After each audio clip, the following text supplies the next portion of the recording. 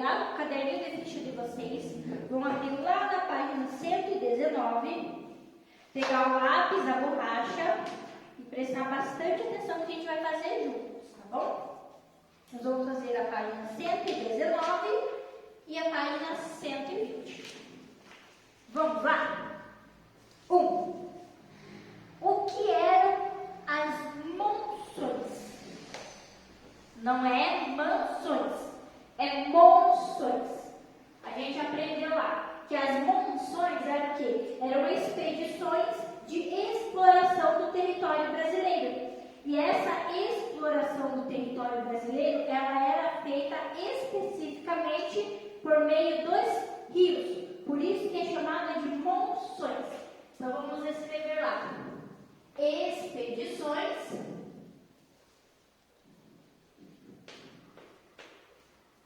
de exploração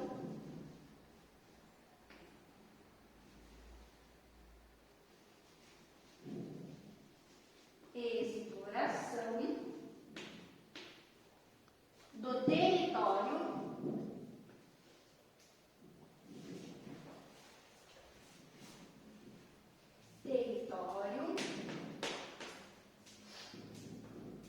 brasileiro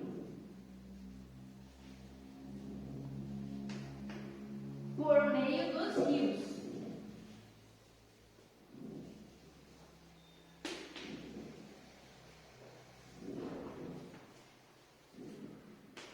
Então, quando aparecer lá monções, vocês já sabem que era a expansão do território por meio dos rios. Tá? 2. Utilize as palavras do quadro para preencher corretamente as lacunas no trecho a seguir. Nós temos lá as palavras gado, Nordeste, transposição e São Francisco. O Rio, São Francisco, escreve lá, no primeiro quadradinho, São Francisco, letra maiúscula, tá? Que é um substantivo próprio. O Rio São Francisco é um dos mais importantes da região Nordeste. Durante o Brasil colônia, muitos rebanhos de gado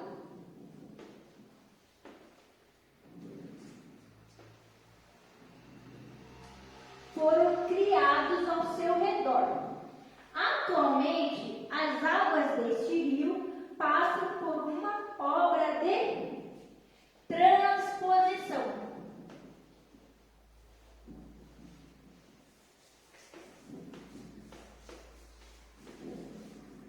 Transposição, a famosa obra de transposição do Rio São Francisco. Letra número 3. Os portugueses enfrentaram muitas dificuldades ao chegar ao Brasil. Relacione os itens a seguir, identificando as principais dificuldades que encontraram. Quem que encontrou dificuldade? Os portugueses. Então, a gente vai relatar as dificuldades que os portugueses encontraram. Aí a gente tem lá o quadradinho na lateral.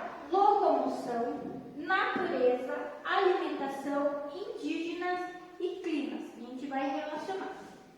Letra A. O Brasil era muito mais quente que Portugal, onde fazia frio boa parte do ano. Então, essa foi uma dificuldade relacionada a clima. Então, onde está clima, vocês vão colocar a letrinha A. Então, essa é uma dificuldade que eles encontraram do clima. Então, lá no quadradinho que está escrito clima, vocês vão colocar a letra A. B. Não havia estradas nem mapas. Os portugueses se depararam com muitas montanhas e rios. Essa é uma dificuldade de locomoção. Então, lá na locomoção, vocês vão colocar a letra B. Letra C. Alguns povos desconfiavam dos portugueses, pois achavam que eles roubariam suas terras. Quem que eram esses povos? Eram os indígenas. Então, lá onde tem indígenas, vocês vão colocar a letra C. Foi uma das dificuldades que os portugueses enfrentaram. Letra D. Caça, pesca, frutos e vegetais.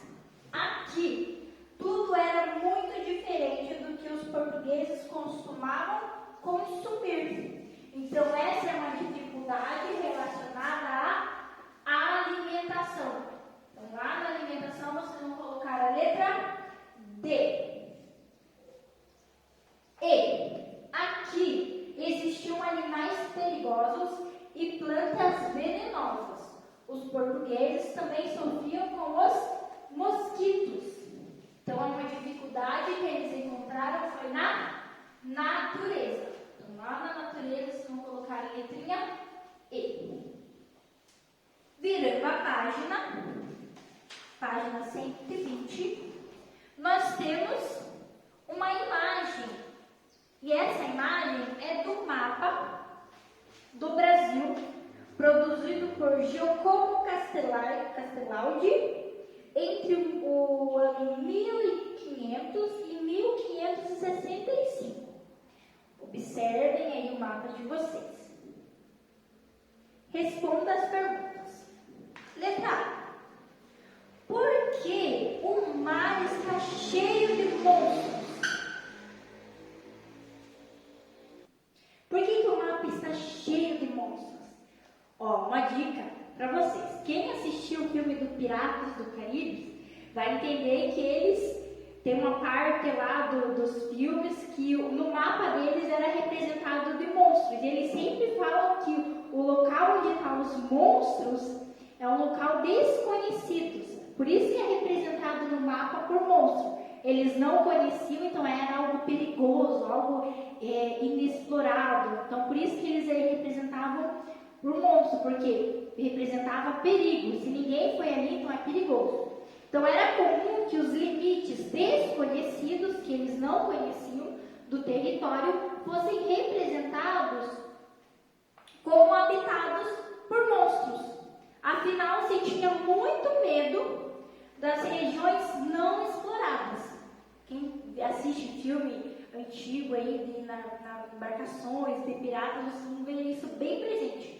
Que até tem uma parte nos filmes que vocês vão ver aqui na história que o fim do mundo, né, dos mapas era representado por uma linha. Então, dali em diante não podia passar, que diz que os navios cairiam no abismo. Na verdade, não tem nada a ver disso, era só imaginação. Então, o que a gente vai colocar lá na letra A?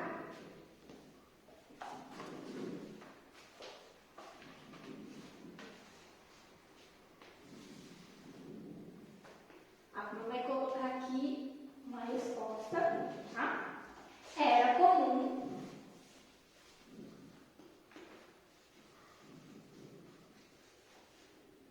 utilizar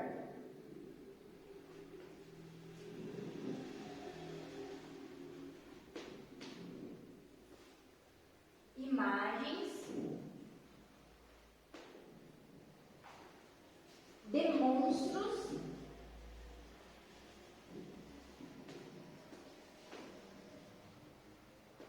para representar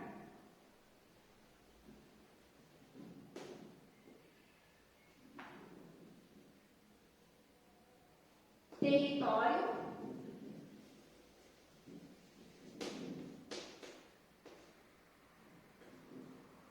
desconhecido.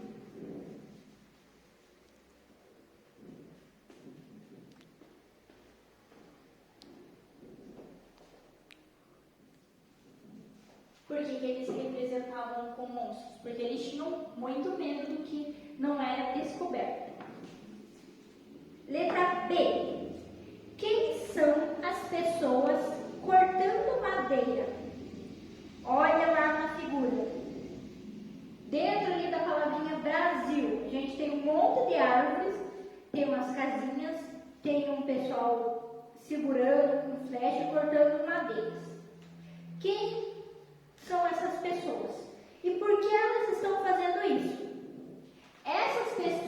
cortando madeira era a população que tinha aqui no Brasil, que era a população indígena. Então a gente vai colocar lá.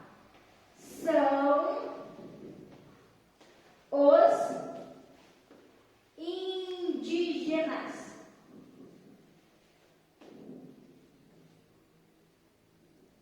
E esses indígenas, eles trabalhavam para os portugueses. Então, são os indígenas que trabalhavam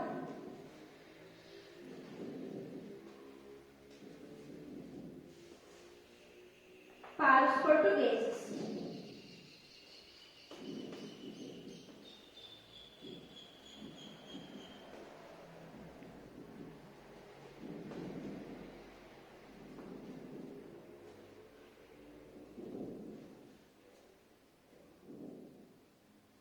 E por que eles estão trabalhando assim? Porque eles estavam em condições de escravidão. Então, esses indígenas, eles eram escravizados.